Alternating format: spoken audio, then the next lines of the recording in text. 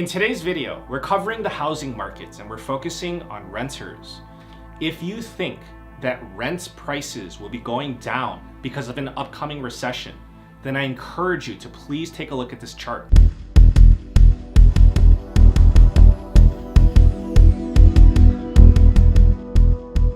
The U.S. economy, rightfully so, feels that the price of goods should dramatically decrease in order to rebound from the recession. It does not make sense to a consumer to increase the price of goods if income does not increase at the same rate. In today's video, we will hear why the price of rent is going up when in fact income is not. So this is a rent affordability index for the past 22 years. The highlighted columns in blue, those are periods of recession. You're gonna notice that the biggest dip came during the pandemic, but even that didn't last long, and it actually made the situation worse. I wanna give you full disclosure. The graph that I showed you, that was for national figures. As you know, for rent prices, especially in the short run, price volatility is really gonna depend on your geographic location. I'm gonna give you an update on the rental market today and what you can expect in the future. Now let me bring you up to speed. You already know that home prices and interest rates on mortgages, they've been going up. So this is making it more difficult for Americans to buy homes. So this is forcing more people to continue renting. So with more people renting, there's more demand for rental properties, which means higher rent prices. Now let me give you the current updates. The jobs report for the month of June, that was released just a few days ago. That was released on Friday. The US economy added 372,000 jobs in June, so that was a solid month. However, if you look at construction jobs related to building homes and apartments, it was a bad month. We added 13,000 jobs in that sector, which is less than half compared to May. So the best way to fix a housing shortage is to build more homes, and we're simply not doing a good job of that right now. So this is indicating an extended housing shortage, which is bad news for prospective home buyers and renters. Another thing that you have to keep in mind is that the jobs report was good. So the Federal Reserve, they have two mandates: keep inflation low and keep unemployment low. So the unemployment rate, it's at 3.6%. So this is near record lows. This means that the Federal Reserve, they're gonna continue focusing on fighting inflation by raising interest rates. As the Federal Reserve increases interest rates, builders are less likely to construct more homes because fewer people will be able to afford them. Additionally, rising interest rates, it makes the cost of capital more expensive for the builders to build more homes. Let me give you the updated information for the month of June. Here's the current ranking of the top 10 most expensive cities to rent in America. So this information, it's coming from Zumper, and it shows one-bedroom apartments. You have New York City at the #1 spot. Miami fell from 3rd place to 5th. So I'm in Chicago, so I want to mention that it's in 13th place. Austin, it's growing really fast, so I'll mention it at 27th. If anyone here is from Knoxville, Tennessee, your rent prices, they're growing at the fastest rates in the top 100. I just showed you a chart of the most expensive cities to rent in. However, please do not be confused, because price, that is not the only problem and the only factor for renters. If you want to rent a new place, some rental markets, they are so much more competitive than others. Rent Cafe, they did a great analysis of the most competitive markets, and this is based on percentage of occupied apartments, average days of vacancy, how many applicants are applying for each apartment, and renewal rates on the leases. So here are the top 10 most competitive markets in America right now. So as you can see, it's especially difficult in Miami because not only is it the 5th most expensive city, but it's ranked #1 for the most competitive markets. As many of you probably already know, the situation is getting so bad, it's getting so wild that potential renters, they are offering more than list price.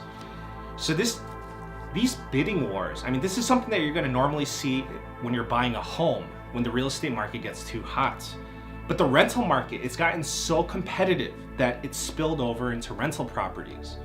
So if you're in your 20s, I just want you to know that what's happening right now, this is not normal. So many rental markets, they are averaging more than 30 applicants on their rental properties, and we're talking about qualified applicants. Tricon Residential, a large rental landlord, they said that they're receiving over 13,000 leads for only 200 homes available. So that's over 60 per home. Some rental applications, they're even saying, leave your best offer here. Now let's take a look at the future. And you have to remember two things. The first thing is that generally speaking, rent prices are going to continue going up in the long run. The second thing is, in the short run, there's going to be a lot of variables that you have to take into consideration in your region, in your state, in your city. These things include occupancy rates, renewal rates, average vacancy days, competition, etc. The price of rent is up in 97 of the top 100 biggest cities in America in the previous month. Year over year, rent prices, they're up 14%. So the rate, it's come down a little. The price of rent, it was previously running at a rate of 17% earlier in the year. Rent prices, they're going up slower than they were compared to 2021, but they're still going up much faster compared to pre-pandemic levels. Home prices, they're not going up as fast anymore. Home prices they're a forward indicator of rental prices, and the relationship, it lags by about 12 months. If home prices cool down, then rental prices, they're expected to cool down as well. But please, you have to understand that this does not mean that rent prices are going to fall. It just means that rent prices, they're still going to go up, but they're going to go up at a slower rate. So we're expecting rent prices to return to normal growth rates in the earlier parts of 2023. Again, this is on a national scale. Now let me give you an update on evictions. It is generally accepted that if a household is spending more than 30% of their income on rent, they're going to be at a much higher risk of financially overextending themselves, which could lead to a lot of trouble, such as eviction. Nearly 50% of US renters, they spend more than 30% of their income on rent. This is according to the latest study by Harvard University. So Harvard pointed out that, okay, you have this pool of people, you have this pool of Americans that are spending more than 30% of their income on rents, right? So 62% of this pool, it's made up of low-income households. For the people that are spending more than half of their income on rents, 86% of low-income people make up that pool. So I don't think that this is surprising to anyone, but the statistics, they show you how bad the situation is. For these families, the damage caused by rising rents, it is exponentially worse compared to middle income or high income Americans. So there's simply no wiggle room in the budget. According to the US Census Bureau, 15% of US renters are behind on their rent. And the situation, it's about to get much worse this summer because many leases will be expiring. So when the leases expire, 72% of landlords, they are expected to boost their rental rates. So you have 15% of renters that are late on their rent payments. But if you look at Americans that are making under $35,000 a year, that number is 20%. So that's 1 out of 5 Americans that are renting in that income range. The Census Bureau says that Americans making $100,000 to $150,000, only 3.5% of those people are late on their rents. The Census Bureau is reporting that 1.2 million American renters are very likely to be evicted in the next 2 months. 2.3 million Americans are somewhat likely to be evicted in the next 2 months.